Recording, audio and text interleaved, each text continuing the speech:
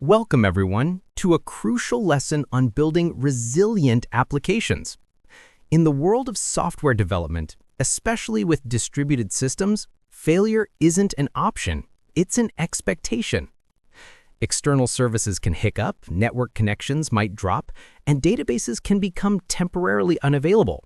How do you ensure your applications gracefully handle these transient issues without losing critical work or overwhelming already struggling systems? That's where advanced retry mechanisms come in. While you might be familiar with basic retry loops, today we're going to elevate your understanding and equip you with a powerful declarative tool, Spring Retry. By the end of the session, you'll be able to, first, understand the critical need for robust retry strategies in modern software architectures. Second, implement advanced retry logic using Spring Retry's annotation-driven approach. Third, configure sophisticated backoff strategies to prevent system overload and ensure effective recovery. And finally, integrate Spring Retry into your existing task schedulers and microservices for enhanced resilience. Let's dive in and learn how to make your systems more forgiving and robust. Imagine trying to pay for your coffee and the card reader fails. You try again and it works. This simple, everyday scenario perfectly illustrates the core problem we face in software: transient failures. In a distributed system, this happens constantly, but on a massive scale. Your application might be trying to connect to a database, call an external API, or send a message over the network. A momentary network glitch, a brief database lock, or an API rate limit can cause these operations to fail. If your application simply gives up after the first failure, you risk losing data, breaking user experiences, and causing cascading failures across your services. Manually implementing retry logic for every single potential point of failure becomes incredibly repetitive and error-prone. You end up with boilerplate code that clutters your business logic, making it harder to read, maintain, and test. This is precisely the pain point that a dedicated retry framework aims to solve, allowing you to focus on your core business logic while offloading the complexity of robust error handling. This brings us to Spring Retry, a game changer for handling these transient failures. Instead of writing verbose try-catch blocks and manual loops, Spring Retry allows you to declare your retry policy using simple annotations. Think of it as telling Spring, hey, if this method fails with these specific exceptions, try it again this many times. The magic behind this declarative approach is aspect-oriented programming, or AOP. Spring creates a proxy around your method.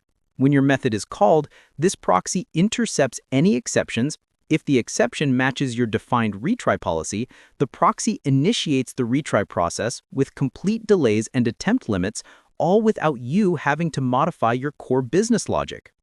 This separation of concerns is incredibly powerful. Your business logic remains clean and focused on what it needs to do, while Spring Retry handles how to make it resilient. It transforms retry handling from messy, repetitive code into elegant, configurable policies that enhance your application's robustness with minimal effort. To truly master Spring Retry, we need to understand its core concepts. First, not all failures deserve a retry. Spring Retry differentiates between retryable and recoverable exceptions. A connection timeout is retryable. Waiting might solve it. But a user not found error, that's recoverable. Retrying won't magically create a user. You'd typically use an @recover annotation to handle these non-retryable failures gracefully. Second, backoff strategies are crucial. Simply retrying immediately can overwhelm an already struggling service, leading to a thundering herd problem. Spring Retry offers fixed delays like waiting 1 second every time, exponential backoff, where the delay doubles with each attempt, and random jitter, which adds a bit of randomness to exponential delays to further prevent simultaneous retries from multiple clients. While annotations are great, for complex scenarios, Retry template provides programmatic control, giving you fine-grained options. Finally, consider how Spring Retry integrates.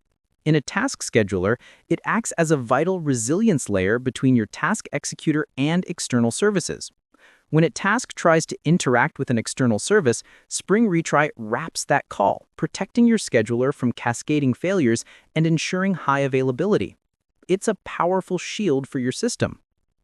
The concepts we've discussed are not just theoretical, they are fundamental to robust production systems.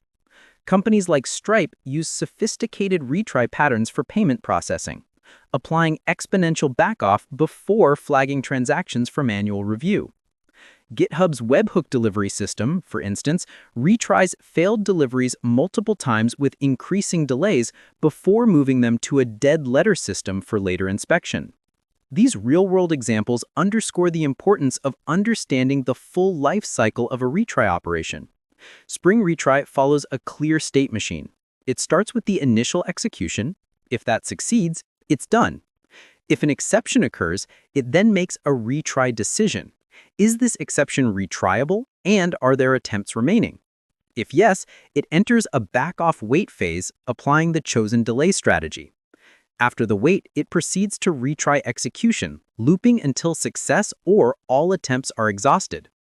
If exhaustion occurs, it moves to recovery or failure, either calling an @recover method you've defined or propagating the original exception.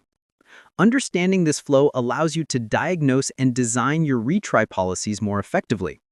So, we've covered the necessity of retries, how Spring Retry simplifies implementation, its core concepts, and real-world applications. To test your understanding, consider this.